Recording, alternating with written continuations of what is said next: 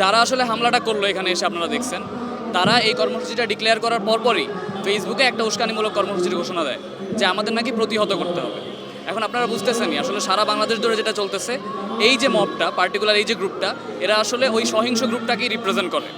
ওরা যে আজকে যেটা করলো এটাই সারা বাংলাদেশে ওদের পন্থী লোকজন করে বেড়াইতেছে। আমরা যখন কর্মসূচিটা শুরু করি তার খানিকক্ষণ বাদে ওরা একটা জমায়েত নিয়ে এখানে এসে বক্তব্য দেওয়া শুরু করে এবং উস্কানিমূলকভাবে আপনারা দেখছেন আমাদের ব্যানারটা পর্যন্ত টান দিয়ে ভেঙে ফেলা হয়। এবং আমাদের যে জমায়েতটা এখানে ছিল, ওরা চোরাগুপ্তভাবে আমাদের এখানে যারা নারী সহযোদ্ধা আছে তাদেরকে একজনকে লাথি মারা হয়, স্লাট শেম করা হয়, নানানভাবে উস্কানি দেওয়া হইতে থাকে এবং এক পর্যায়ে তারা আরও বেশি সহিংস হইতে থাকে।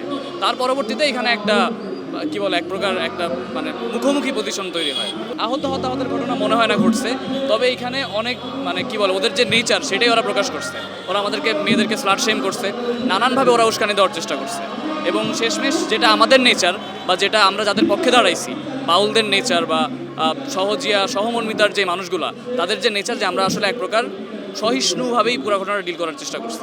নতুন যে একটা ডানপন্থার একটা উত্থান এখানে এবং সেটার যে কী পরিমাণ সহিংস রূপ, এখন সেটা আপনি যদি টার্ন করতে চান তাহলে তো আসলে এখানে অনেকভাবে টার্ন করা যায়। যে এখানে ওয়াহাবি যেই মতাদর্শের লোকজন আছে তাদের দ্বারা অনেক বেশি ইনফ্লুয়েন্সড এরা, এবং এরা আসলে কোনো ধরনের সহাবস্থানমূলক সংস্কৃতি চায় না।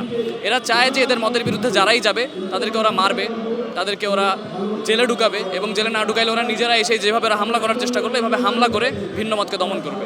এটা আসলে যেটা হয়েছে বাংলাদেশে, আমরা লম্বা একটা সময় আওয়ামী লীগের আমলে যে লেগেসিটা দেখছি, যে সংস্কৃতিটা দেখছি যে আওয়ামী লীগ ভিন্ন মত সহ্য করতে পারে না, এই গোষ্ঠীটা ঠিক একই মত একই পদ্ধতি অনুসরণ করে যে নিজের মতের বাইরে অন্য কেউ গেলেই তাকে ধ্বংস করে দিতে হবে, তার মতাদর্শ, তার মত, তার ভিন্ন মত, তার পথ চলা সব কিছু আটকে দিতে হবে এবং শুধুমাত্র ওরাই থাকবে। এখন বিষয়টা হচ্ছে আমরা তো আসলে ভিনদেশি কেউ না, আমরা এই দেশেই ছিলাম, আমরা এই দেশেই থাকবো এবং বাংলাদেশটা আসলে আমাদের। খবরের কাগজ, নিখাদ, নির্ভীক, নিরপেক্ষ।